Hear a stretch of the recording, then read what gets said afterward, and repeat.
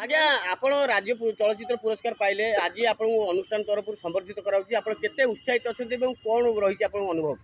देखो या मु तृतीय थर राज्य चलचित्र पुरस्कार पाइली 2007 गीत पाई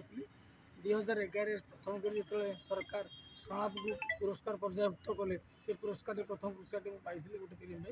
एवं शहीद रघु सरदार मु तृतीय थर राज्य चलचित्र पुरस्कार पाइली बहुत खुशी कथा आउ तीनोटी संस्था आमर जे जानते आमर ओडिशा मिरर आमर मदर ऑर्गेनाइजेशन आमर जो पत्रिका सिंधुजा ये तीनोटी संस्था तरफ मत आज संबर्धना दिगला मुझे बहुत खुशी मत आगे जाऊँ से आहरी सर आप भावुं कि राज्य सरकार को आप जो पुरस्कार प्रदान कले ये निरंतर भाव चली जो पुरस्कार आपको जो मिलूँ विभिन्न वर्ग में आगु को कहूँ वर्ग आप पुरस्कार पाइबे आशा रखते ना सेमती किसी आशा नहीं बहुत वर्ग अच्छी तो कहानी अच्छी चित्रनाट्य अच्छी संलाप अच्छी गीत रचना अच्छा मुझे चारोटी विभाग सहित ओडिया चलचित्र संपृक्त कौटा मिल पारे न मिल पारे जोड़ा योग्य विवेचित हम मिल पारे अध्यापन क्षेत्र सहित चलचित्र संलाप लिखा से जो मझे जो कंट्राडिक्शन रहे कि जो कष्टकर रहे से केमी आप मैनेज कर देखो मुझे ओडिया भाषा साहित्य अध्यापक तेणु मुझे रिटायर्ड कर सारे जे भाषा साहित्य संपर्कित मो लेखा लिखी जो शब्द को नहीं खेल किसी असुविधा हुए प्रोफेशन ता बाटे पैशन ता बाटे शहीद रघु सरदार जो श्रेष्ठ सलापक आप लिखिते जो पुरस्कार पाई तार जो प्रयोजक थे डॉक्टर विश्वनाथ पट्टनायक से दाबी उपस्थापन कर बापा को शहीद मान्यता मिलूना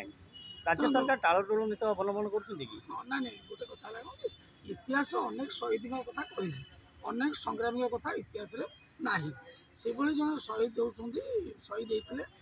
से होती विश्वनाथ पट्टनायक पिता जहाँ कहले रघु सरदार रघुनाथ पट्टनायक बहुत स्ट्रगल करते पुलिस गुड़ी दंगा होता कलिकता से तार मानने प्रतिवाद कर शांति स्थापन मृत्युवरण कले विषय को बर्तमान आम से गोटे संस्था है सरकार निकट दाबी उपस्थापन करुँ सरकार माने गोटे सकारात्मक निष्पत्ति ने आशा कर प्रकृष्ट समय अच्छी अवसर नेला अभिनय जगत फिर कि अभिनय करेंगे मु तो अभिनय एमती 16टा चलचित्र टिके अभिनय पूर्ण मात्रा यहाँ कहीहब ना सुजोग आसे मुझे लेखापा लिखी एत व्यस्त रोचे मोर 5टी चलचित्र आसो अच्छा ता भर मुझे लेखा लिखी एत व्यस्त हो अभिनय समय दे पार आप पुरस्कार पाई केते खुशी अच्छे बहुत खुशी अच्छी सरकारी स्वीकृति यहाँ आउ गोटे स्वीकृति आगे नहीं जो संवर्धन सम्मान संवर्धना दर्शक आदृति